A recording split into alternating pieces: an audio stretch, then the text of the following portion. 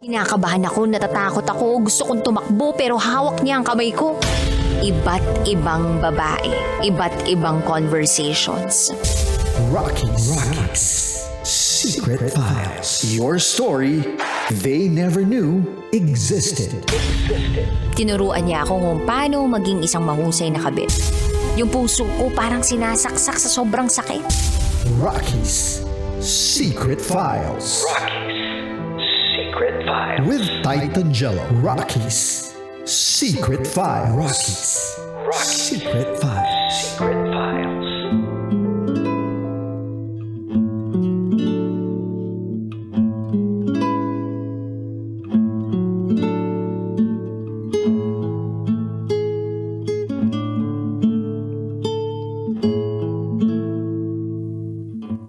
And we're back mga kabisyo. Sa oras natin ngayon na 10:23 PM, muli tayo nagbabalik para basahin na po mga kabisyo ang komento para sa kwento ni Susana na ang pinsan niyang si Alvin na ulila at pinagsamantalahan ng mga kamag-anak ang ari-arian. Basahin na muna po natin ang komento ni JV para sa kanyang reaction. Para sa Susana, tama yung ginagawa mo. Suportahan mo si Alvin sa laban niya. Basic kasi yan sa probinsya. Idol DJ Titan Jello, kung sino pa yung mga kamag-anak mo, yun pa ang manglalamang sa'yo. Kaya nga pag may reunion sa magkamag-anak, ang magandang games ay agawan ng lupa. Shoutout sa Team Bulacan Overdrive, lalo na kay Yorme Rojun Gabatino at kay Madam Christy Curag Dison. Salamat.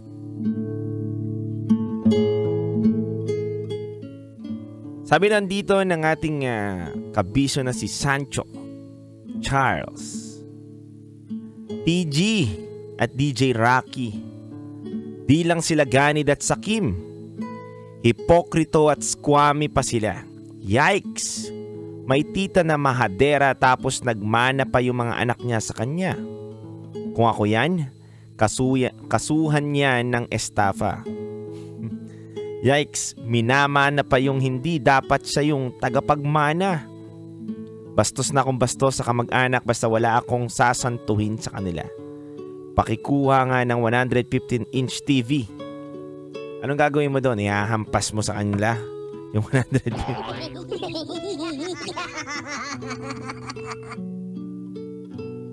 Sabi naman na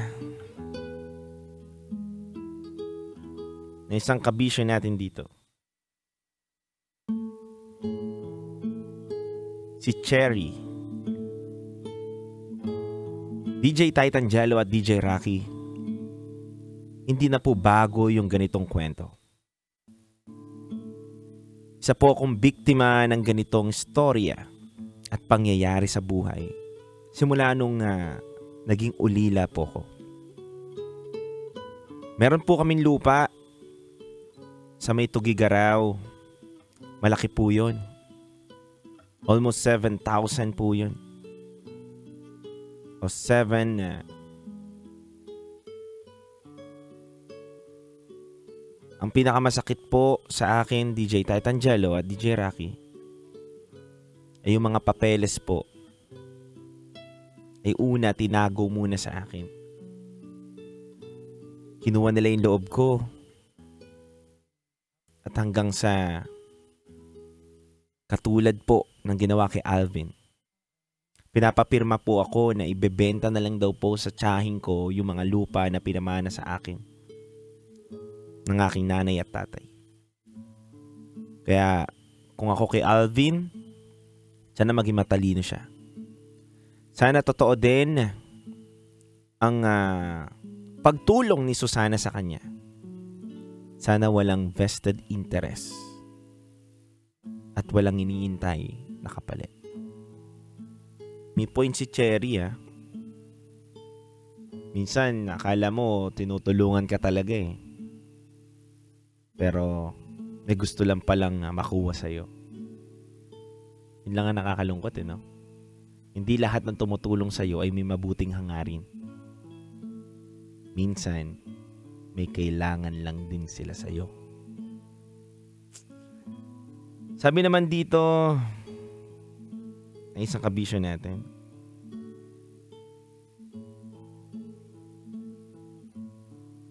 Sabi ni Protasio, DJ Titangelo, nakakalungkot na kwento ang ating napakinggan. Ito po ay nangyari din sa kakilala ko. At ang nakakalungkot lang, dahil sa agawan sa lupa, nasaksak po ng kakilala ko. Namatay po siya. Dapat sa kanya po lahat ng mana mapupunta. Ngunit, ang nakinabang na lang ay yung mga kamag-anak.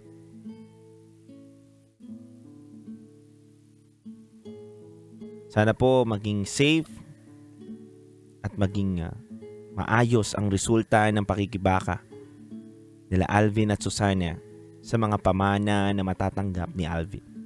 Yun lamang po. Maraming salamat.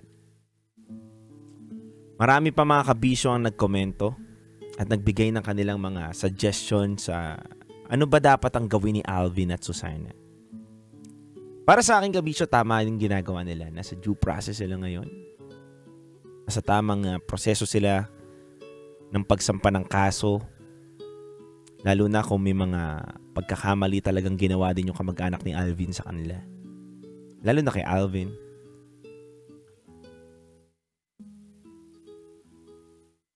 Alam nyo, kabisyo, nakakalungkot lang. Dahil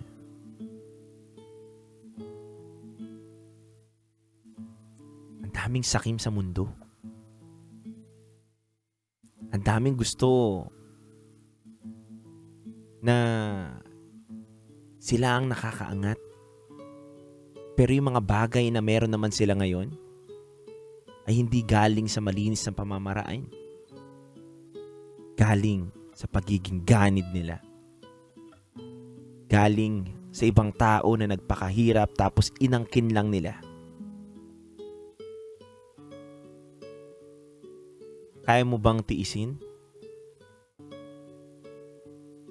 Kaya mo bang sikmurain na kung anong meron ka ngayon ay galing sa iba? Na walang kamuang-muang na pinagsamantalahan mo ang kanyang kahinaan. Ulila na po, kabisyo. Ulila na yung bata. Bilang kamag-anak, sana kayo yung mag-guide.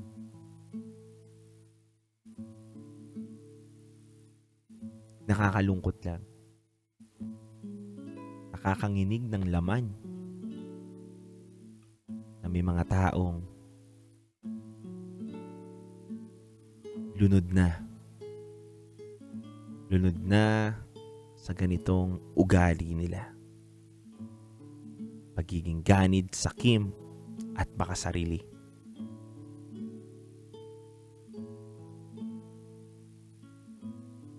Mga kabisyo,